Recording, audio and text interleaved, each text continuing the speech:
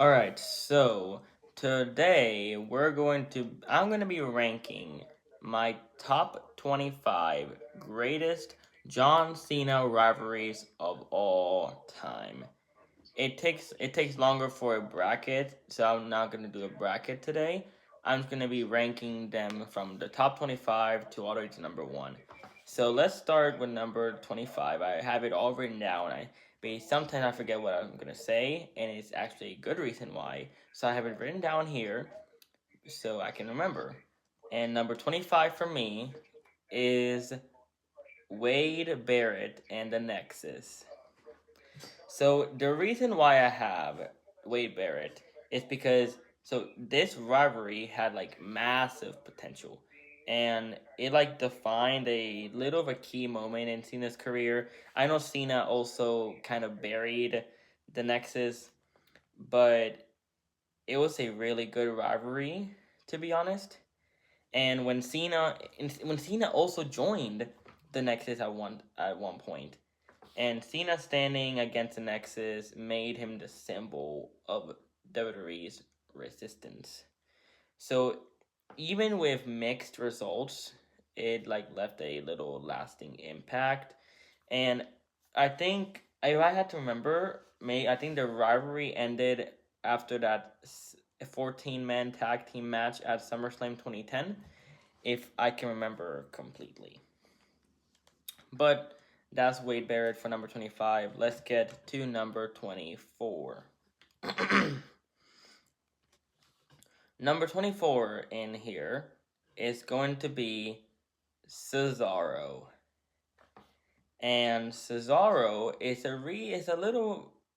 I know y'all didn't expect Cesaro, but in my opinion, Cesaro might have almost reached the top if it wasn't for Cena.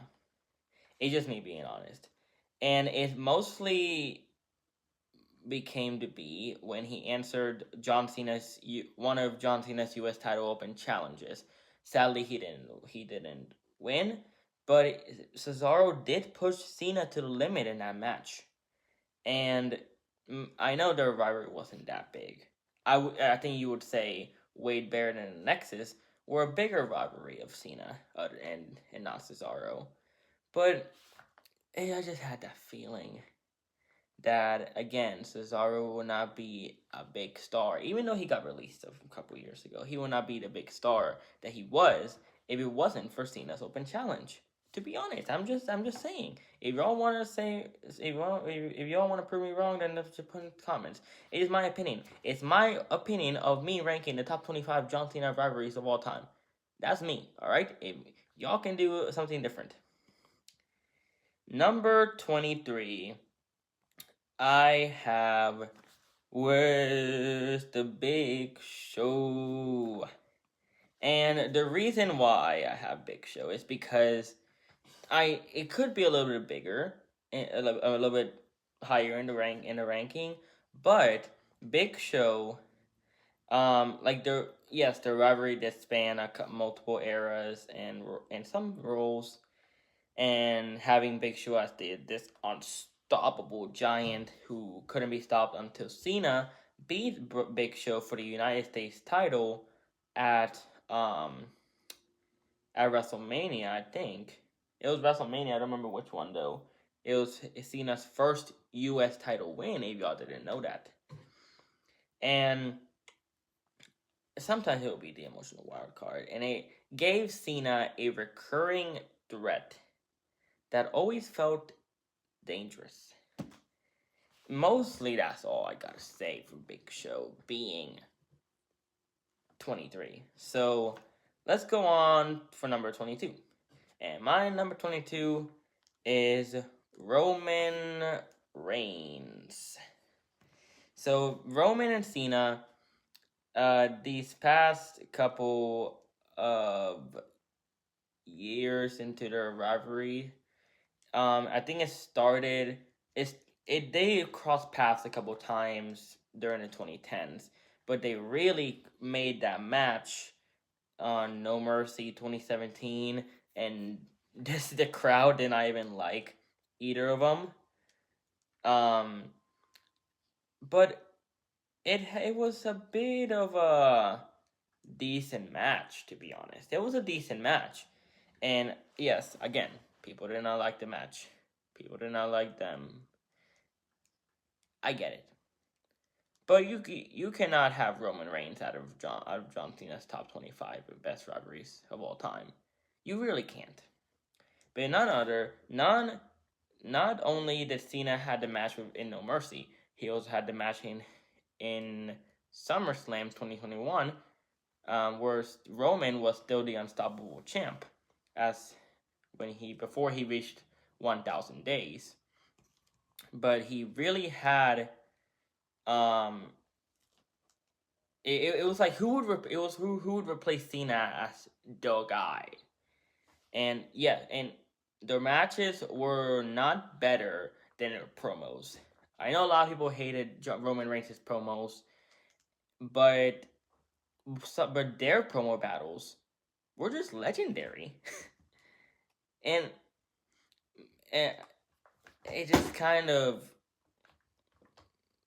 vice versa. So, but it added a little bit of depth to Cena's character, even if the booking didn't fully capitalize. So yeah, that's why I have Cena. That's why I have Roman as number 22. Number 21. This rivalry didn't happen often, but it made it a little bit special with maybe one or two of the matches that they had. And I gotta go with The Undertaker at number 21. Maybe, look, the WrestleMania match, WrestleMania 34, was kind of a short match. Short match.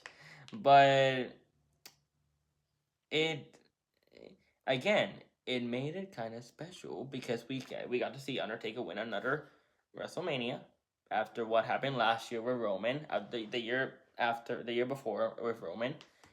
Um,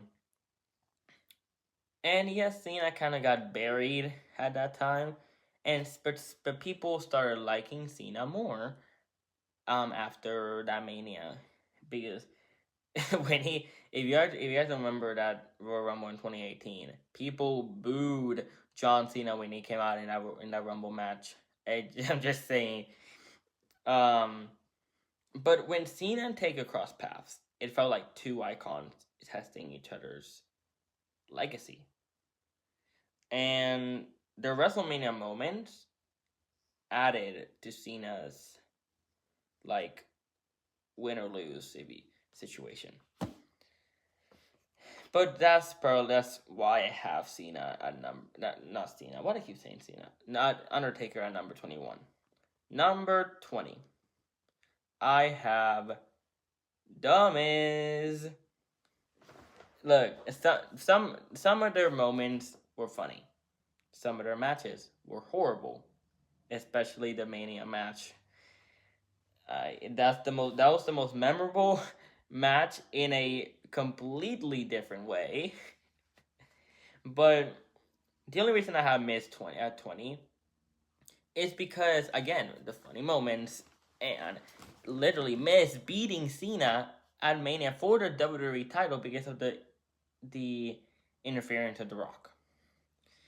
And with adding Alex Riley into the mix, if you guys don't remember Alex Riley, he was like Miz's protege, Miz's sidekick, and he was helping Cena. He was helping Miz in a couple times when Miz and Cena crossed paths.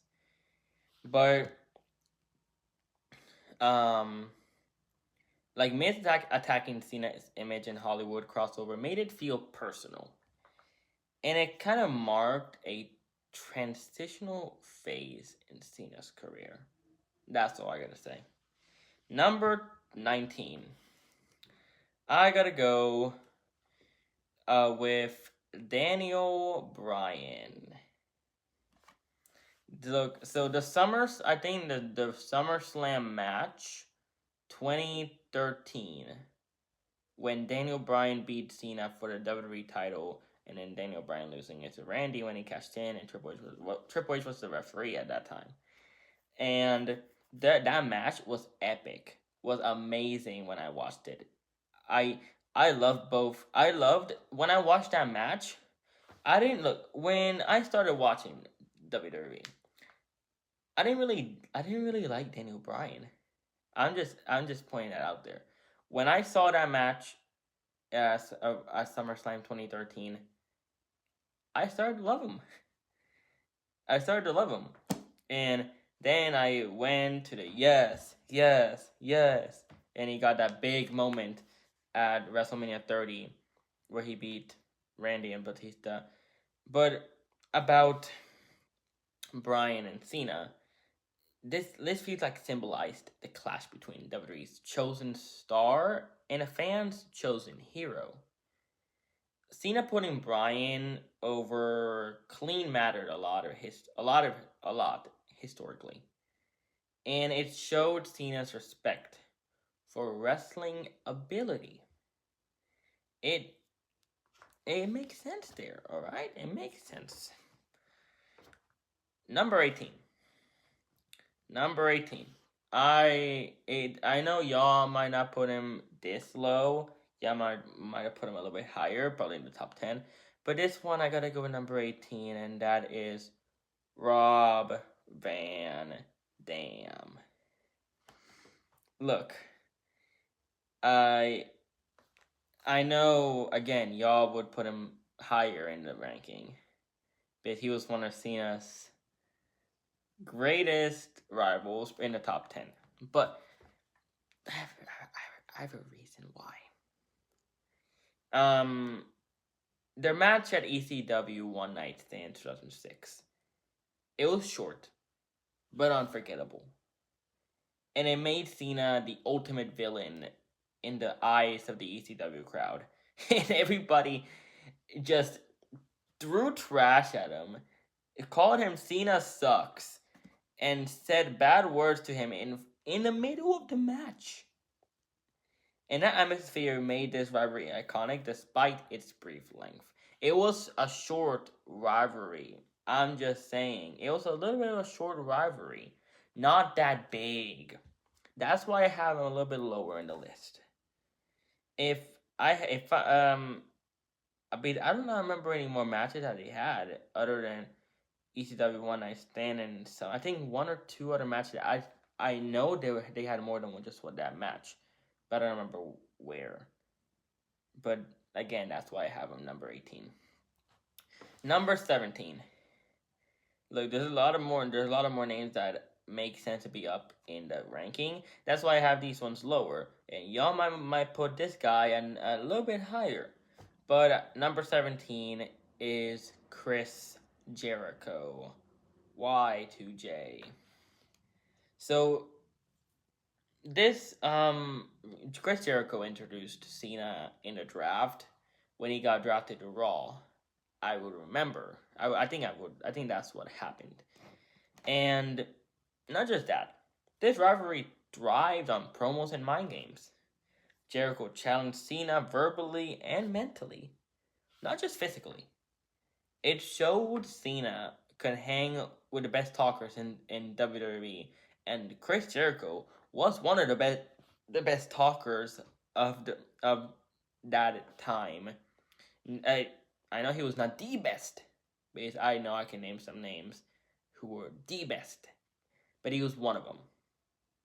Because if I had to name one of the best, Rock, Stone Cold, freaking, I can name more.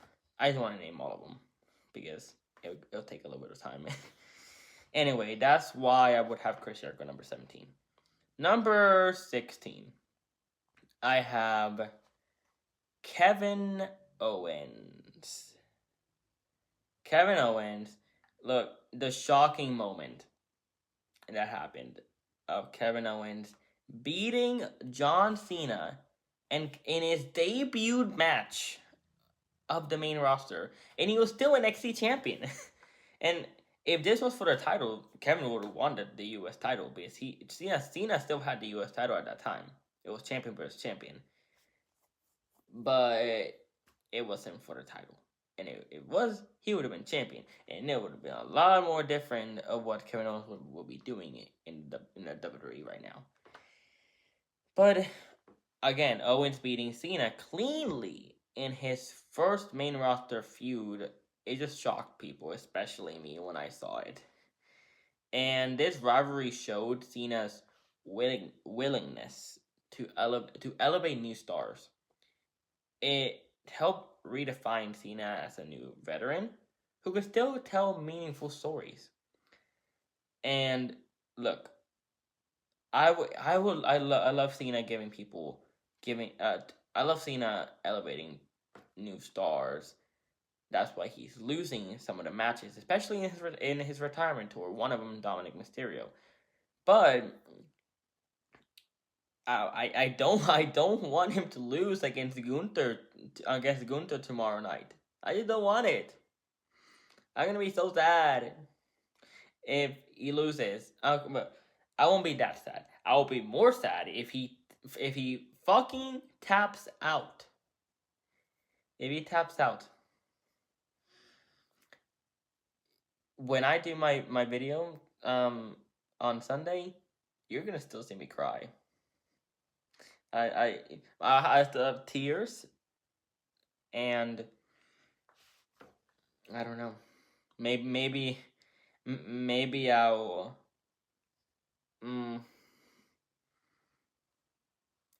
maybe I'll pre-record a video tomorrow just in case to not have like me crying. Yeah, because even if Cena wants to elevate new stars like Gunther's not a new star. He's won so many things. He's getting pushed so much. He's had long title reigns. He's almost in his 40s. He should not be a new star getting elevated. A new star getting elevated. Look, even though LA Knight is in his 42, I think. And he's not really a new star, but he would be a much better sense to be with Cena other than Gunther. People that I would love for Cena, a person that I would love Cena to face at his final match, it would be a young star, Braun Breaker. Braun Breaker is a perfect young choice to face Cena in his final match and not Gunther. And Braun Breaker wasn't even in the fucking tournament. How does that make sense? He was not in the tournament, but Bronson Reed was. Not Braun Breaker though. Make it make sense, WWE. Alright, anyway. Number 15. Number 15, I have... Should I say this? I know y'all might be mad, but... fine. Sheamus.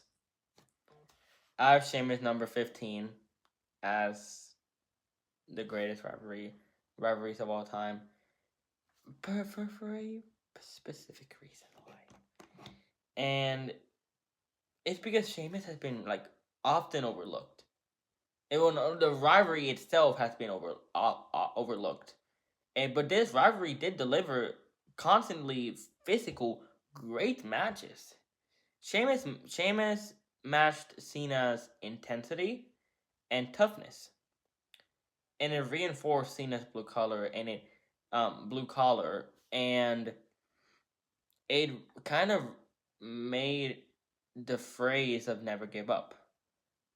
That I think that's where it came from, to be honest. But I don't know where it came from, and I think that's it. I think that's where it came from. Where Cena beat Sheamus a couple times. But yeah, that's mostly what I have. Number 14.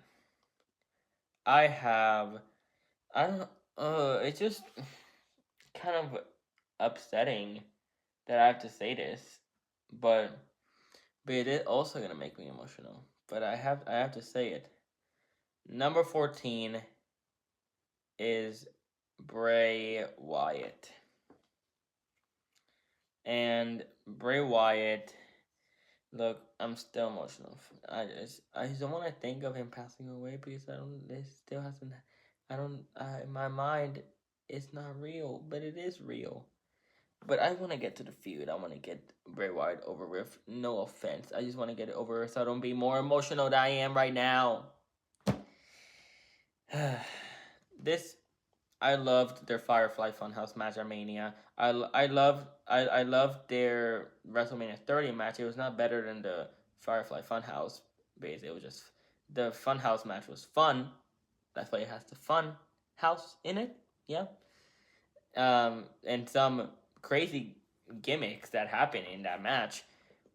Yeah, yes, the WrestleMania 30 match was alright, but it wasn't better than the 36 match, even though it happened in COVID. If the Firefly Funhouse didn't match, if the Firefly Funhouse match didn't happen, we could have a little of a whole different story here. But like this feud was more psychological than physical, and Bray attacked Cena's morals and image as a role model. It forced Cena to confront who he really was. It added depth to Cena's character, even if the booking didn't fully capitalize. So yeah, let's go with number 14. Number 14, I have Seth freaking Rollins. I loved some of their matches, especially when Seth beat Cena and Seth became a double champion. And this rivalry centered around authority. Like it's mostly the authority. The best Survivor Series traditional 5-on-5 match was the authority where Seth was in versus Cena's team with him, Ziggler, Big Show. I don't remember the other two. But that was one of the best Survivor Series traditional 5-on-5 matches of the whole Survivor Series. Not counting War Games. Just traditional Survivor Series matches, that was the best one. Especially when Sting came at the end. And this rivalry centered around authority, championships, and control. Their matches were fast-paced and high stakes. And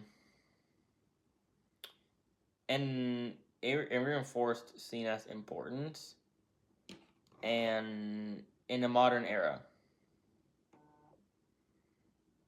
And that's really why I have Seth at 14.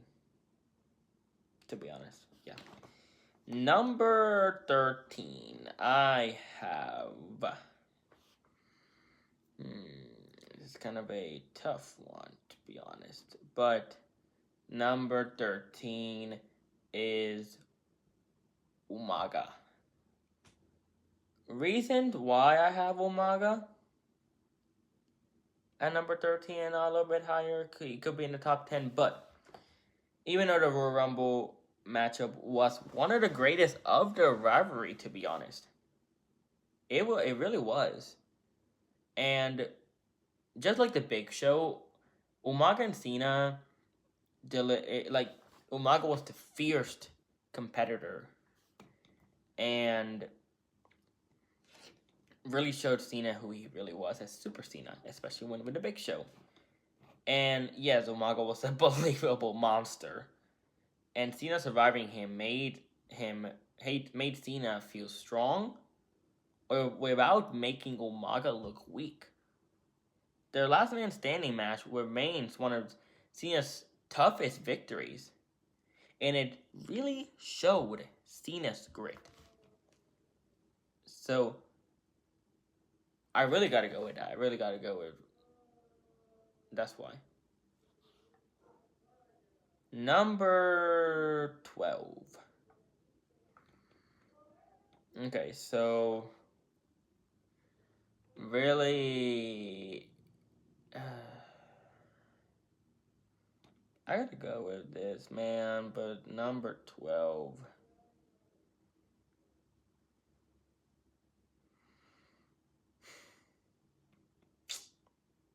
Should I really go with that though? I don't. But I really have to. Number 12 is JBL. And yes, one of the greatest matches for Cena to win his world title literally happened against JBL. And that's not a prediction, that's a spoiler. But JBL being the greatest heel of all time, especially, yes. One of the greatest heels of all time is JBL. So, do I really have any more explanation? Because JBL was the perfect final boss for Cena's first WWE Championship reign. And Cena dethroning JBL felt like the official start of the Cena era. The rivalry was physical, emotional, and career defining. That's mostly why I have it number 12. Number 11. I have here a also emotional one, but not really as emotional as Bray Wyatt. No offense, respect to him. But number 11 was John Cena and Eddie Guerrero. And it was highly regarded by fans due to the clash of their unique characters and the quality of the matches in the mid-card, including a memorable parking lot brawl. Like, the rivalry pitted the rising of the Dr. Thugonomics version of John Cena against the popular and charismatic Latino Heat character Eddie Guerrero, and creating an engaging dynamic. Despite being a relatively short feud, the two had excellent chemistry and produced high quality matches. It's just like AJ Styles as well, such as their intense brawls, parking lot brawls, and the United States Championship matchups. You know, I would have Carlito as an honorable mention, and for the same reason. But going back to Eddie, the program served to test and polish the up-and-coming John Cena, building his credibility with fans by putting him in a ring with an established, respected veteran and fan favorite like Eddie Guerrero. And the rivalry is often remembered by fans who wish they could have seen a longer main event level program between the two, which unfortunately never happened due to, you know, Eddie's death. Yeah. Number 10, I have the Heartbreak Kid, Shawn Michaels. And this rivalry was built on respect, not hatred. Michaels pushed Cena to deliver some of the best matches of his career, especially their iconic Raw main event. It helped legitimize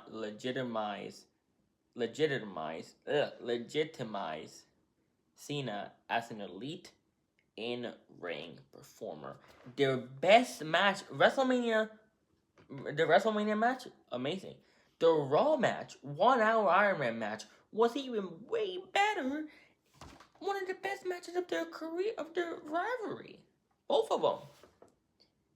And especially the match between Cena, Shawn Michaels, and Triple H. Well, we'll get to Triple H in a second.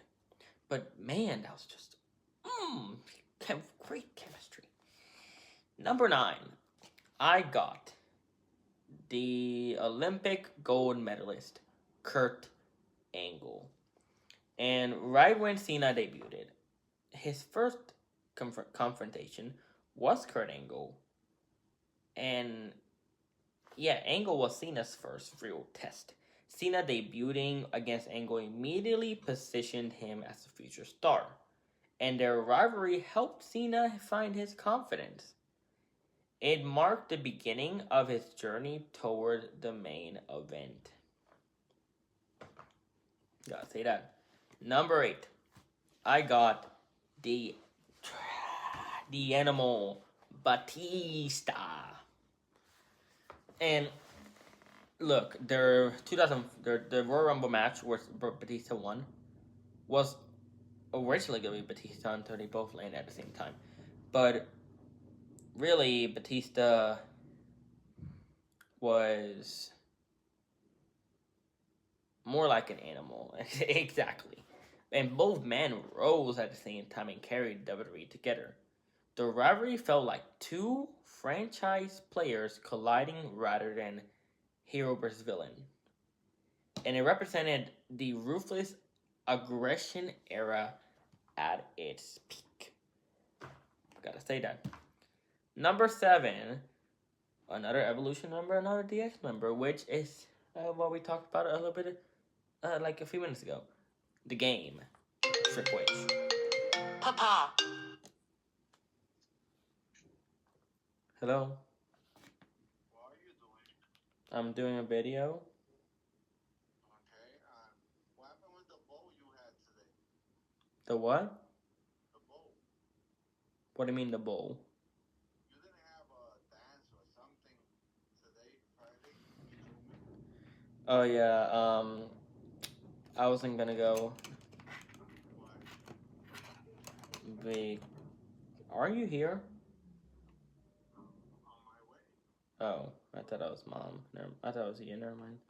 Someone opened the door of the garage. Yeah, I thought it was you, but that's mom.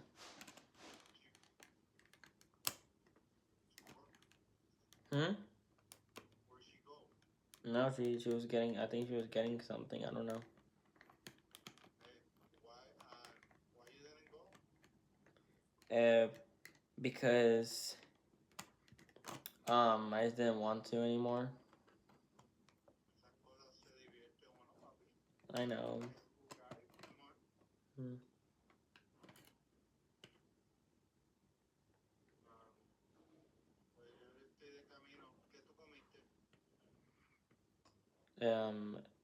The Johnny's. Johnny's. Johnny lo conozco. Mhm. ¿Tú quieres que papá vea la lucha con mi bebé? Obvio, y mañana también. ¿Ah? Y mañana también. I didn't take no job today or tomorrow, so I'm here. Okay. We're going to yoga tomorrow. I'm gonna check the. Not tomorrow. I wanna go tomorrow. But not tomorrow. Why? Because. Gotta go. Not tomorrow. You slept well today. Not tomorrow. Why? Because. Why? Alright, I'm gonna finish my video. Okay. Bye. I'll be there in 4 hours and 25 minutes. Okay. Bye.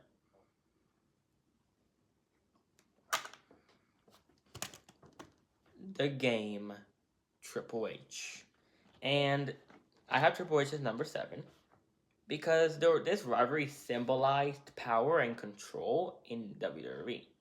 The Triple H often stood as the authority figure or established legend, while Cena was the unstoppable force pushing forward.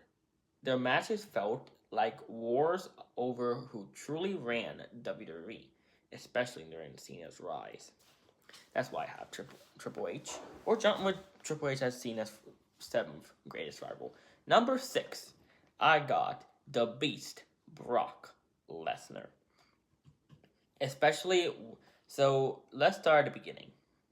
When before Brock left WWE, their rivalry wasn't that big until after Brock returned to the WWE. Their match at Extreme Rules 2012 was amazing, and And his rivalry shattered the Super Cena image after Brock dominated Cena at SummerSlam 2014.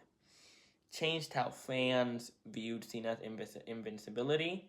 From then on, Cena felt more human, and Brock felt like an unstoppable force. And their match at,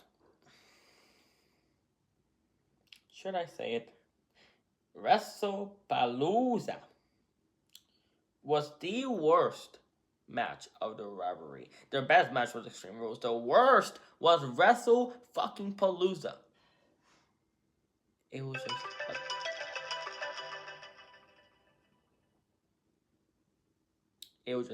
it was just atrocious.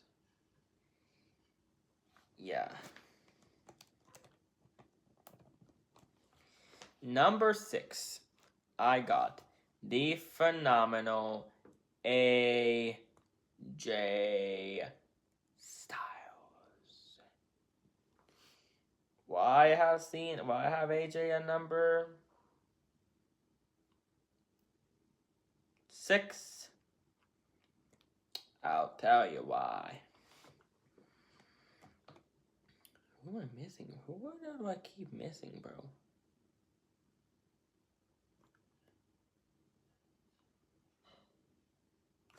AJ forced Cena to prove he could still hang with elite in-ring wrestlers late in his career. Cena losing clean twice made this rivalry feel different and important. It added depth to Cena's legacy by showing humility, of evolution, and respect. I cannot pick on which one's the best match, either Money in the Bank, SummerSlam, Royal Rumble, or even Crown Jewel. All other matches were just memorable, greatest matches of the rivalry. I cannot choose which one because it's hard. Anyway, number 5, I got to go with Rey Mysterio.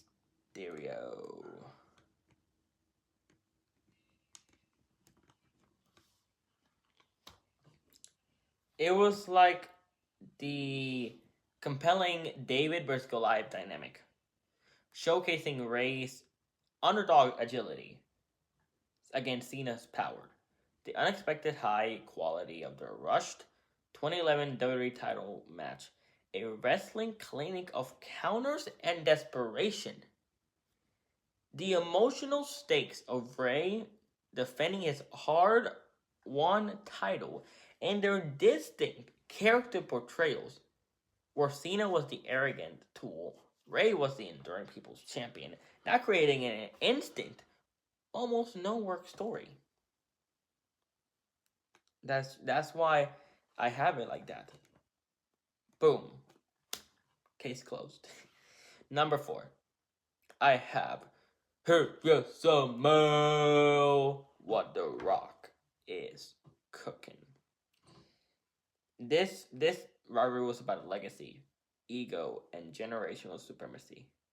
Rock represented the past megastar era, while Cena represented the present and future.